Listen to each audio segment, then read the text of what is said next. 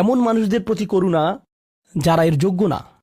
আর প্রসঙ্গক্রমে এর অর্থ এটা না যে আপনাকে অপমান করার সুযোগ আপনি মানুষকে করে দিবেন। এমন পরিস্থিতি আছে আমাদের পরিবারগুলোতে, আমাদের বন্ধুবান্ধবের মাঝে, আমাদের পরিসরে, যেখানে কিছু মানুষকে অবমাননাকর হিসেবে পাবেন। এমনটা ঘটে। আপনার পরিবারে এমন মানুষ রয়েছে, কখনো কখনো আপনার পিতামাতাও এরকম হতে পারেন। এটা খুবই কষ্টদায়ক বিষয়, এটা খুবই অন্যায্য বিষয়। আর আপনাকে এগুলো সবসময় শুনতে হয়, বারবার শুনতে হয়। শ্রোতাদের ভিতরে এমন নারী রয়েছেন যাদেরকে আমি দেখতে পাচ্ছি না, তারা পর্দার আড়ালে রয়েছেন, কিন্তু তারা যে অবস্থাতেই থাকেন, হয়তো শ্বশুরবাড়ির আত্মীয় অথবা ভাই বোন বা অন্য কারো কাছ থেকে তাদের কথা শুনতে হয়, আর তাদের এটা সব সময় শুনতে হয়, আর এগুলো শুনে তাদের রক্ত গরম হয়ে যায়। তখন কি করবেন?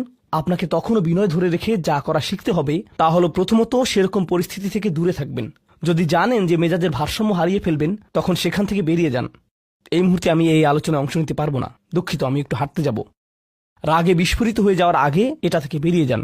এটাই প্রথমত এবং প্রধানত ইয়ামশুনা আলাল আরদি হাওনা।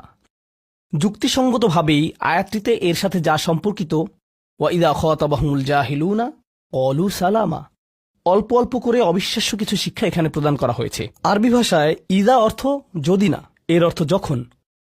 যখন বিরক্তিকর ব্যক্তিরা, যখন সেই ব্যক্তিরা যাদের নিজস্ব নিয়ন্ত্রণ নেই, এরা যখন তাদের সাথে কথা বলে, যখন মূর্খ লোকেরা তাদের সাথে কথা বলে, এখানে বলা হচ্ছে না যে যদি তারা কথা বলে, বরং আয়াতে বলা হচ্ছে যখন তারা কথা বলে। আল্লাহ আমাকে এবং আপনাকে জানিয়ে দিচ্ছেন যে এমন লোক সব সময় থাকবে যারা আমাদের উদ্দেশ্যে কথা বলবে, যারা আমাদের সাথে আলোচনায় অংশ নিবে, যারা আমাদের সাথে ভাব প্রকাশ করবে। তাদের আচরণ হয়তো ভালো হবে না, এরকমটা ঘটবে, এটা এড়াতে পারবেন না। এই ধরনের অপ্রীতিকর অভিজ্ঞতার শিকার আপনাদের প্রত্যেককেই হতে হবে, আমি সহ। এমন লোক থাকবে যারা জাহেল। এখানে জাহেল অর্থ উপলব্ধি করুন। জাহেল অর্থ শুধুমাত্র মূর্খ না। যখন মুসা আলাইহিসসালামকে গরুর বাছুর সম্পর্কে জিজ্ঞেস করা হলো, তিনি বলেছিলেন যে তোমাদেরকে একটি গরু কুরবানি করতে হবে। আর তারা বলেছিল, তুমি কি তামাশা করছো? আতাত্তাখিযুনা হুজুয়া, তুমি কি আমাদের সাথে উপহাস করছো? আমাদেরকে গরু কুরবানি করতে হবে? এখানে আমাদের সামনে জটিল পরিস্থিতি রয়েছে, কিন্তু কোনো গরু কুরবানির প্রয়োজন নেই। তিনি আসলেই রেগে গেলেন। আপনারা জানেন যখন মুসা আলাইহিসসালাম রেগে যান, তখন তিনি কিছু একটা করে ফেলতে পারেন। তো তিনি তৎক্ষণাৎ আল্লাহর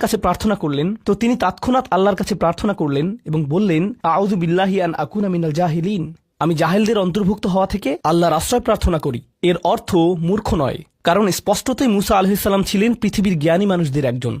তিনি অজ্ঞতা নিয়ে কথা বলছেন না। তিনি বলছেন, আমি আমার আবেগের উপর নিয়ন্ত্রণ হারানো থেকে, মেজাজের নিয়ন্ত্রণ হারানো থেকে আল্লাহর আশ্রয় প্রার্থনা করছি। এমন জিনিস বলা থেকে অথবা করা থেকে যা আমি এখন করতে